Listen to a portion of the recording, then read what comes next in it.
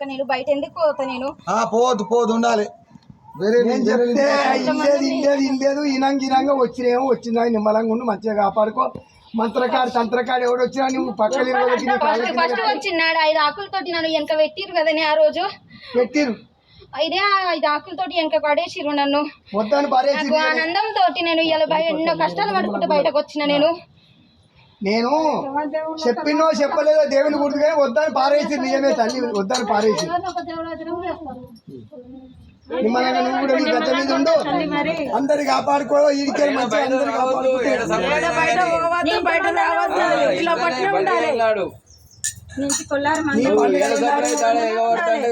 నీ పండుగ అయినాడు నీ మేనమామ వచ్చినాడు నీ ఇంటి లోపలనే బయట పోవద్దు తల్లి నడిగడ్డ రాజ్యం నమ్మరాదు ఎక్కిస్తారు నీకు 10,000 శరార్థి